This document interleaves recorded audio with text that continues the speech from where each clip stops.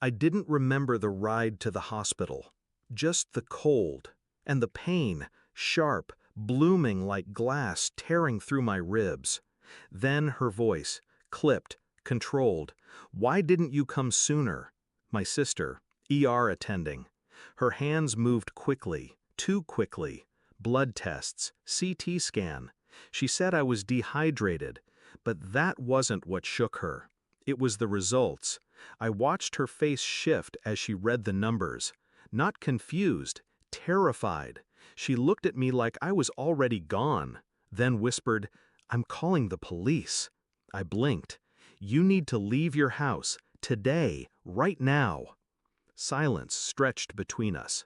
This isn't natural, it's deliberate. And just like that, the pain made sense, because it wasn't sickness, it was murder, slow, calculated, familiar.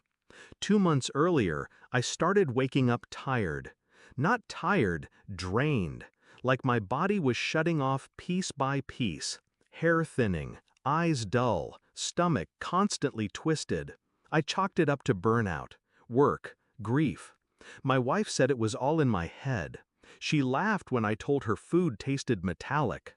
"Maybe you just need vitamins," she said.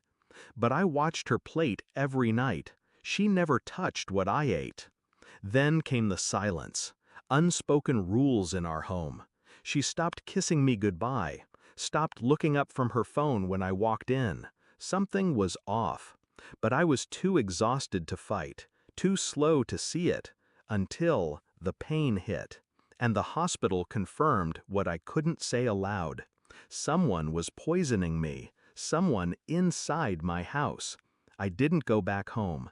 Checked into a hotel under a fake name, watched everything from a distance. My sister, bless her restraint, slipped me a copy of the toxicology report. Trace amounts, arsenic, antifreeze, both. Not enough to kill quickly, enough to simmer. A long game. My body was a clock, and someone had set the timer. I started watching my wife, from afar. Logged into the baby monitor we never removed. She didn't cry, didn't seem worried. In fact, she was celebrating. Drinks with someone new, same wine glasses I once poured. He used my coffee mug, my slippers, sat in my chair. And she let him. I went back to the house while they were gone, collected the bottles under the sink, the protein powder she bought just for me, and the supplements she insisted would help. They all went to a lab, every one of them laced, labeled in her handwriting. She hadn't been careless, she'd been confident. The lab results were indisputable. 6 separate samples tainted, all things only I consumed. I stared at the paperwork in silence, tried to hear her voice in my head, tried to remember why. And then it hit me. The insurance policy. A quiet update last year, increased coverage, double payout in case of accidental death. Signed by both of us. Her idea. Her signature, neat and curved next to mine. I printed the files, slid them into a manila envelope. No confrontation, not yet. I waited until she left for her yoga retreat and left it in her mailbox. No name, no note, just enough evidence to unravel her.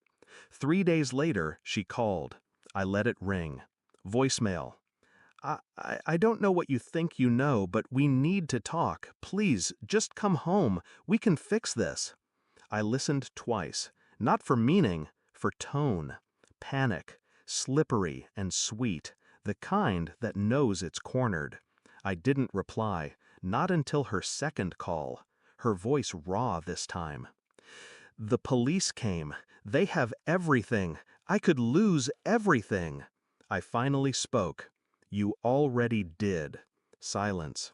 "You can't prove I don't have to. You left fingerprints in every cabinet." "You're not well. This isn't you talking." "No, this is me, finally talking." And I ended the call. She was arrested within the week, charged with attempted homicide. Pled not guilty, of course. The house went quiet, empty, clean. I returned to pack what was left of me. No framed photos, no keepsakes, just paperwork, and a quiet kind of clarity. Grief didn't live there anymore, just dust, and a ghost that used to wear my last name. She fed me poison for months, thinking I'd die quietly. But some men learn to stomach betrayal, until it chokes the ones serving it.